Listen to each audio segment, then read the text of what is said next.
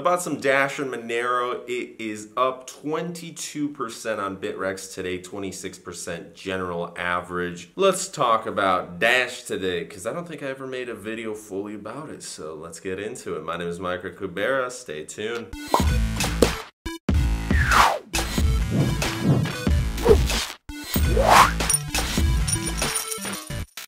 It wasn't a lot that was invested. It was only one Dash because I am paying off my debts, and unfortunately I can't invest a couple $1,000s into various cryptos. I've bought Dash before as it was in the top 20 for quite a bit, and I had my trust in it. I ended up selling over 30 cryptocurrencies before the crash, some during the crash, some after it. These were all to pay off expenses at the end of the day. Now I don't have a lot of money in crypto, but I decided to diversify it yet again, get something started. This time I've learned my lesson. Currently I have some Bitcoin, Litecoin, Ripple, Ethereum, a tiny teeny bit of Bcash, Steam, Monero, and Dash. So I made a couple dollars, and immediately, as does everybody else who makes any money in this market, even if it's 1 penny profit, you start thinking to yourself, well, what if I sell soon? Not right now, but what if I sell soon? Where can it go? Well, you know, when you see 22%, 26%, let's say even 30, 40, 50% profit in a single day, of course the logical thing for your brain is, well, let's sell. But this isn't the stock market, guys. This is crypto. This is something that just doesn't make logical sense. Now, previously a lot of individuals got screwed by hodling, and the reason for that is they weren't able to hodl their cryptos because they had expenses. They had to pay their bills. They moved up. The standard of their life went up alongside their earnings. If you hodled onto some cryptos and they never ever recovered, at this point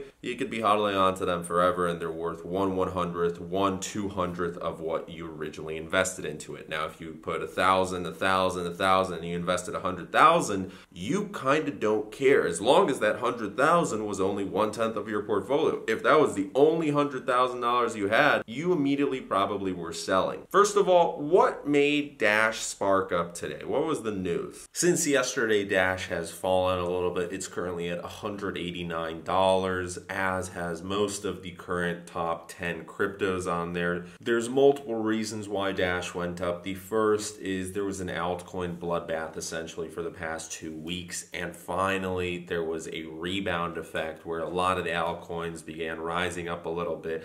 Some people who lost a lot of money decided to sell off at the end, and of course with such high profits, it was absolutely natural for it to fall back a little bit. Now it's going to be interesting to see whether it continues to decline or whether it will experience another growth spurt soon. But there was an update, DIP5, which is building on DIP2, and it's pretty much discussing how cryptocurrency payments are a little bit difficult for the average user, right? You get the cryptographic hash, and it's difficult to remember that, especially if you're an 80-year-old grandma, you just bought this Dash, or your son or grandson gave this Dash to you for Christmas, and you're like, well, how do I send it to somebody else who has a Dash wallet? What they're proposing is a very simple mechanism that a lot of banks are using and other modern digital cash applications, and that's easily sending Dash by just using a username or an email address. You don't need to know the hash. You forget about all that. I'm sending 123 Dash to Avi. Great, Avi just received. It takes around 2.5 minutes, which is not bad at all for everything to get confirmed. Much, much less than Bitcoin.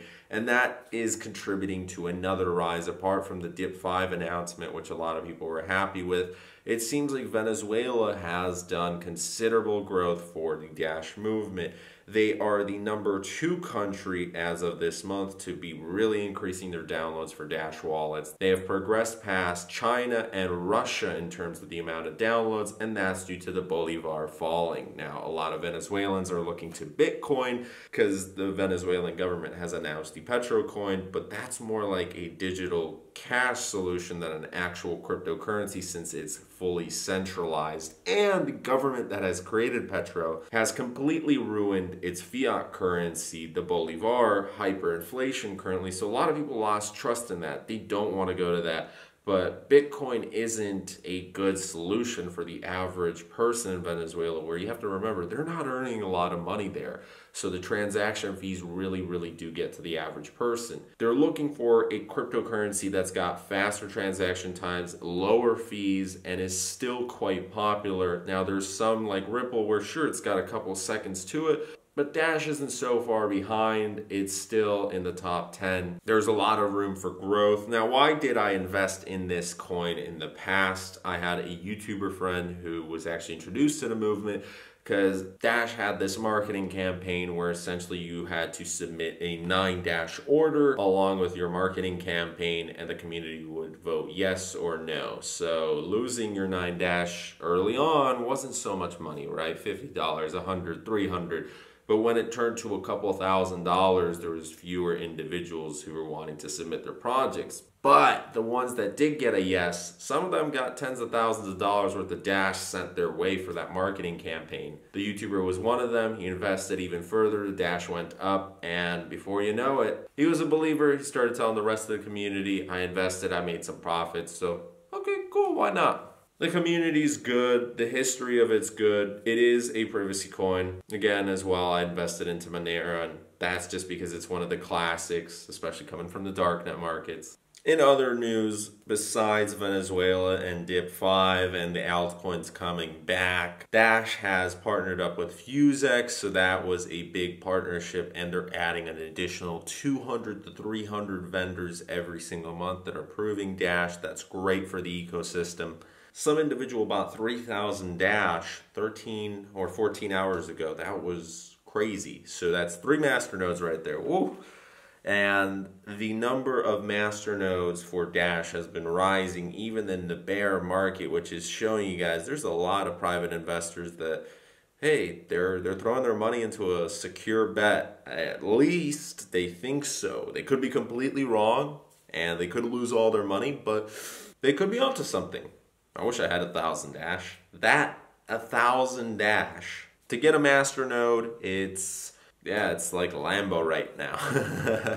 But if it goes up to $1,000 in the future, hey, that one Lambo turns into 10. Dash is currently at $1.6 billion market cap, and that's that. I just got $49 back from a simple phone call to the bank. 2 overdraft fees from this month. Always check your bank statement every single month, guys. You never know how much money you're losing just on simple fees that you can get back. They said it's a courtesy that happens only once every 12 months. Secret, it happened 3 times over the past year so far, and every single time it's gone through, so woohoo, I guess. But all in all, that adds up to over $100 that was returned to me this year. Now, usually it's just overdraft by a couple of days or some other silly mistakes. You never know. Always good to check that out. Anyways, thanks so much for watching today's video. If you enjoyed it, please leave a like, comment, subscribe, and share. We shall see you guys tomorrow. Bye.